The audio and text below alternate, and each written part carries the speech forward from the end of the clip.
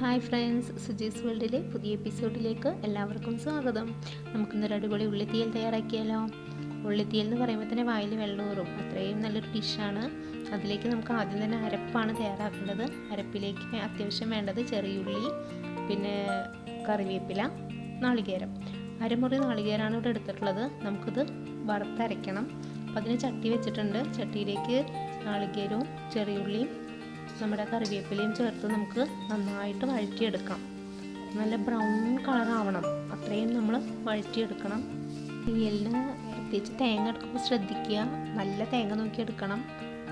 അങ്ങനെ നല്ല നാളികേരമാകുമ്പോഴാണ് അതിൽ നിന്ന് നമുക്ക് വെളിച്ചെണ്ണ ഊറി കിട്ടുക.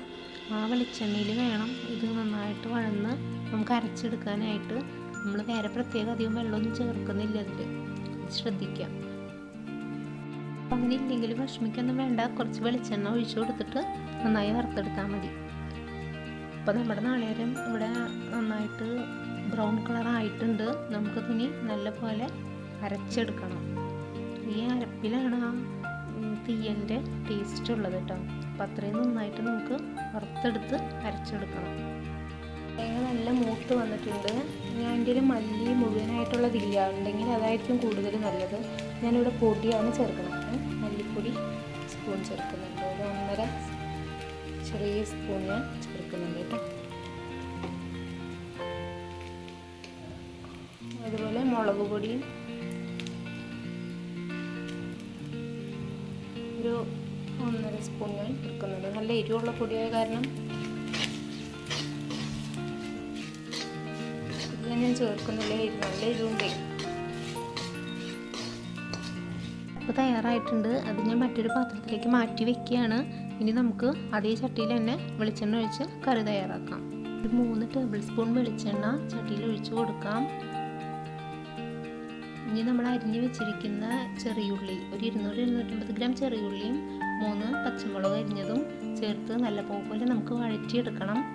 ഈ ചെറിയുള്ളിയുടെ രുചിയാണ് തീയലിൽ ഉണ്ടാവുന്നത്. എത്രത്തോളം ഉള്ളി ഉണ്ടോ അത്രയും നല്ലതായിരിക്കും. നന്നായി വഴറ്റിയെടുക്കുക. അതിനുശേഷം കറി ലീവ്സ് ഇട്ട് കൊടുക്കുക, നന്നായി ഇളക്കി കൊടുക്കുക.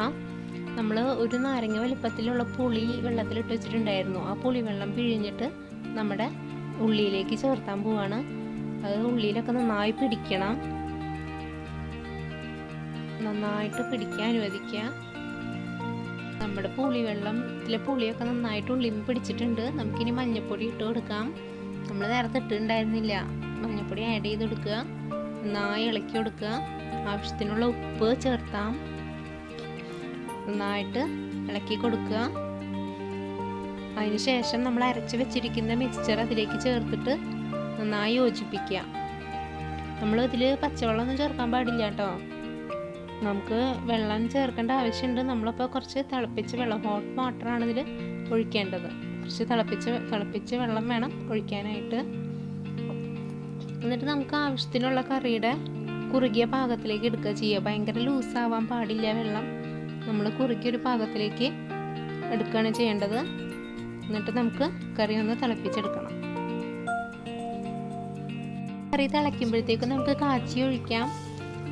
ചട്ടി അടുപ്പത്ത് വെക്കുക, ഓയിൽ ഒഴിക്കുക, കടുക് പൊട്ടിക്കാം, ഉണക്കമുളകും കറി ലീവ്സും ഇടുക. നന്നായി പൊട്ടി വന്നിട്ടുണ്ട്. നമുക്ക് നമ്മുടെ കറിയിലേക്ക് ചേർത്താം. നമ്മുടെ ഉള്ളിത്തീയൽ നന്നായി വെന്ത് വന്നിട്ടുണ്ട്. ഉള്ളിത്തീയൽ റെഡി ആയിട്ടുണ്ട്. നമുക്ക് കാച്ചി ഒഴിക്കാം. വളരെ ടേസ്റ്റി ആയിട്ടുള്ളൊരു കറിയാണ്. എല്ലാവരും ചെയ്ത് നോക്കുക. നമ്മുടെ ഉള്ളിത്തീയൽ റെഡി ആയിട്ടുണ്ട്. എല്ലാവർക്കും ഇഷ്ടപ്പെട്ടെങ്കിൽ ലൈക്ക് ചെയ്യുക, ഷെയർ ചെയ്യുക, സബ്സ്ക്രൈബ് ചെയ്യാൻ മറക്കരുത്. വളരെ ടേസ്റ്റി ആയിട്ടുള്ള കറിയാണ്. ചെയ്ത് നോക്കുക. Thank you.